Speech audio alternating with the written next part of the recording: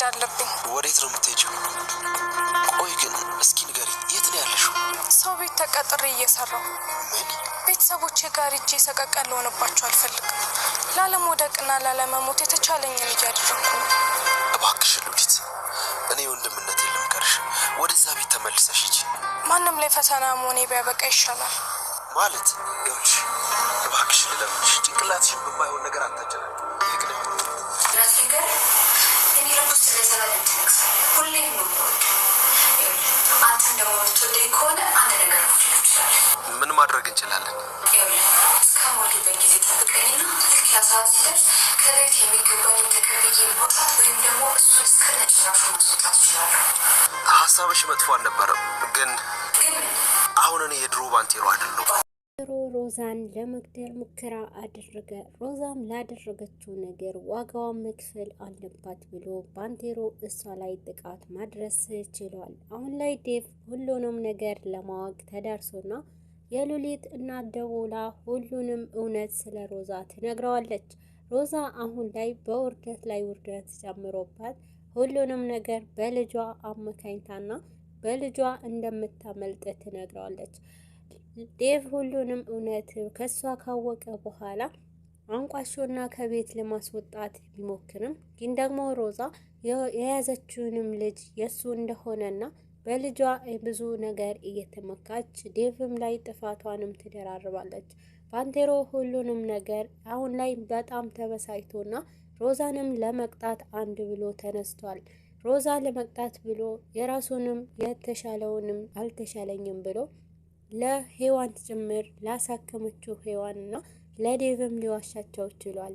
አሁን ላይ ዴቭ ከሁሉም በላይ የጎዳውን ነገር የሄዋንና የባንቴሮ ውሸት ነው ብሎ ያሰበው ነገር ነበረ። ነገር ግን ሄዋን ስለ ባንቴሮ ምንም እንኳን ባታውቅም ባንቴሮ ግን ይሄ ነገር እንዴት እኔ ላይ ያደርጋል ብሎ ያስባል። የሮዛን ውሸቷ ሁሉንም ነገር እስካወቀባት በኋላ አሁን ላይ ወደ ሮዛ አምርቶ ሁሉንም ውሸቶቿ እንዴት እንዳደረገችና ከሉሊትም እንዴት ይህንን ነገር ወደ እሷ እንዳመካኘችባት ለመጠየቅ ብዙ እርምጃዎችንም ይጓዛል። ነገር ግን ባንቴሮ ሮዛንም ለመግደልና ካሁን በኋላ ይበቃኛል ከአንቺ ስር ተደብቄ መቀመጡ ብሎ ነበረ። ዴቭም ሲደርስ ወደ ቤቱ ያየው ነገር ግን ባንቴሮ ቆሞና ሮዛ ላይ ጉዳት እያደረገባት ነበረ። ሮዛም ለራሷ ለህይወቷ በመታገል ውስጥና ባንቴሮንም ካሁን በኋላ ይሄን አክል ጉዳት እንዳታደርግብኝ ቢያንስ ለልጄ ስትል ብላ በልመና ውስጥ ነበረች።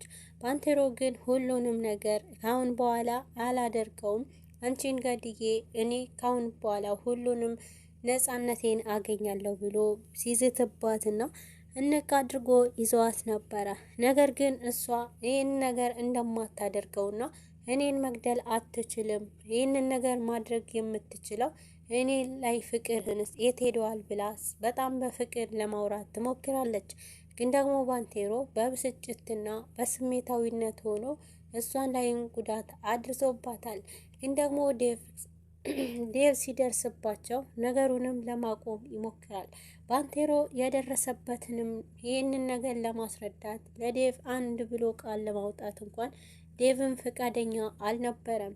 ምክንያቱም ዴቭ ይህንን ነገር ሮዛ ለምን አደረጋት ብሎ ሳይሆን ይበልጥ በጣም ያበሳጨውና ስሜታዊም ያደረገው ነገር ቢኖር እንዴት እኔን ዋሽቶኝና ይህን አክል ባጎረስኩበት እጅ ተነከስኩኝ ብሎ ነበር። ባንቴሮ በማቆሙ እንዴት ድብቅ ያደርገኛል ስለሱ ጤና እየተጨነቅኩ ብሎ ዴቭን በንዴት ባንቴሮን ያዋራዋል። ባንቴሮ ግን አሁን ላይ ሁሉም ውሸት ይበቃኛል፣ ለዴቭ መናገር አለብኝ ብሎ ቆርጦ በተነሳበት ሰዓት ነገር ግን ሮዛ ነገሩንም ለማፍጠን ትሞክራለች። እንዳይናገርና ሁሉንም እውነት ለመደባበቅ በምትሞክር ሰዓት ግን ደግሞ አንዳንድ ጫፍጫፉን ለመናገር ችሏል። ዴቭ ግን ምንም መስማት ስላልፈለገ ነገሩን ግን ከፊት ለፊቱ እና ከአይኑን ለማራቅ ፈልጎ ይበልጥ ደግሞ ባንቴሮ ላይ ክፋት የበለጠ ችግር ውስጥ እንዳልገባ ብሎ ባንቴሮም ከአጠገቡ እንዲሄድለት ሲናገር ነበረ። አሁን ላይ ዴቭ በጣም ተበሳጭቶ ሉሊትንም ይሄ ነገር ክፋት ያላደረገችው ሉሊት ከቤት እንድትወጣ ካደረገች በኋላ የሮዛ ያለው አመለካከት ተቀይሮና ግን ደግሞ በዝምታ ውስጥ እንዴት ብዬ ነው ውሸቱን እየደራረበችብኝ እውነቱን ከሷ ምሰማው ብሎ ዴቭም በዝምታ ውስጥ ይቆያል። ነገር ግን ሮዛ አሁን ላይ በጣም ተጨንቃና እናቷ ጋር ደውላና ባንቴሮም እንዳስቸገራት መንቃቱንና ስጋት ውስጥ እንዳስገባትም ስትነግራት ነበረ። አሁን ላይ የባንቴሮ መንቃት ለሮዛ በጣም ስጋት ውስጥ አስገብቷታል። ባንቴሮም አነቃቁ ሁሉንም ነገር የደበቀባት ምክንያት ሮዛንም ዋጋ ለማስከፈልና ከዛ ህይወት ውስጥ እሱንም ከተነሳ በኋላ ላደረገችውንም ነገር አንድ በአንድ ለማስከፈል ነበረ። ግን ደግሞ ሮዛ አሁን ላይ ሁለት ነፍስ ስለሆነች በሁለት ነፍስ ማጥፋት አትችልም። ለልጄ ብለህ እንኳን ተወኝ ካለችም በኋላ ግን ደግሞ ወደ ኋላ ሸርተት ማለቱንም ጀምሯል። ምክንያቱም አሁን ላይ የሚፈልገውን ነገር ንጹህ እንደሆነች ሉሊትንም ማረጋገጥ ስለነበረ ሉሊትንም ፈልጎ ማግኘትን ይመርጣል።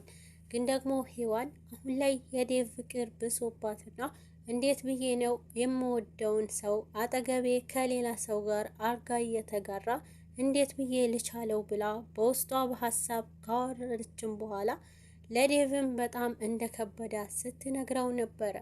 አሁን ላይ ዴቭ በጣም ጭንቀት ውስጥ ገብቶና ሮዛንም ላለመተው ግን ደግሞ ሁለት ልጅ ስላረገዘች ይሄ ነገር እውነት መስሎት ከሮዛ ጋር ያለው ግንኙነት ማቆም እንኳን አልፈለገም።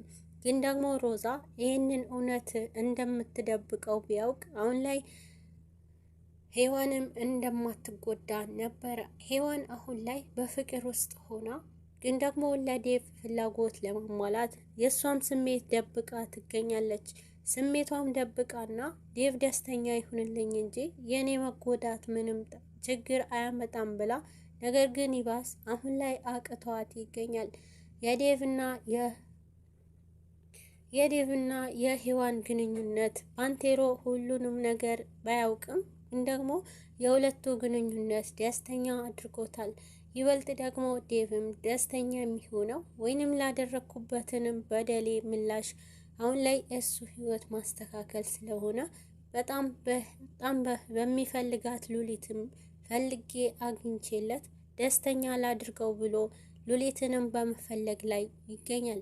ሉሊትም ካገኛት በኋላ ባንቴሮ ሁሉንም ነገር ለማስረዳትና ግን ደግሞ ሉሊት ካገኛት በኋላ እሷም ባንቴሮ ቆሞ በማየቷ ደስተኛ ሆናና ካሁን በኋላ በጣም ደስ የሚል ህይወት እንደሚኖሩ ስትነግረው ነበረ። ግን ደግሞ ባንቴሮ እሷንም ለማስደንገጥና እንዴት እንደቆመ ወይንም ካሁን በኋላ ስለ በቀልም እንዳያወራ ስትነግረው ነበረ። ባንቴሮ ግን አሁን ላይ በቀለኛ እንደሆነና ሮዛንም ዋጋ ለማስከፈል አንድ በአንድ እንደተነሳ ይነግራታል። ግን ደግሞ አሁን ላይ ሉሊት የቤት ሰራተኝነት ሆና ከሄደችበት ቦታ ወዴትም ሄዳ እንደማትቀላቀልና ወደ ዴቭን ቤት እንደማትመለስ ስትነግረው ባንቴሮ ግን በግድ ወደ እሷም ወደዛ ለመመለስ ሞክሮ ነበረ። ግን ደግሞ ሉሊት ቆርጣና አሁን ላይ የሰው ህይወትን ማበላሸት አልፈልግም ብላ ነገር ግን ባንቴሮንም ለዴቭ በድብቅ መልእክት ልኮለት ሉሊትንም እንዲያገኛት ይረዷል። አሁን ላይ ሔዋን ከባንቴሮ ጋር ተገናኝተው ዴቭና ባንቴሮ እንዲያወሩ ታመቻችላቸዋለች። ነገሩ ባንቴሮና ዴቭ ካወሩ ሁሉንም እውነት እሱ በአፉ ይነግረዋልና እውነታውን ባንቴሮ ጋር ስላለ ብላ ሁሉንም ነገር ታመቻችለታለች። ሮዛ ግን መውጫዋን አታ አሁን ላይ ይበልጥ ባንቴሮ ጉዳት እንዳያደርስባት ካሁን በኋላ እኔ እናንተ ስልክ አንደዋወልም እና ከተደዋወልን ነገሩም ያበቃል እስከምወልድ ድረስ ምንም ነገር ስልኬ ላይ እንዳትደውል በማለት ታስጠነቅቀዋለች። ነገሩ የባንቴሮን ቁጣ አሁን ላይ እሷንም በማስፈራራት ይገኛል። ባንቴሮ ካሁን በኋላ ብቻዋንም እንደማይተዋትና ለሰራችውንም ነገር ዋጋ እንደሚያስከፍላት ሲነግራት ነበረ።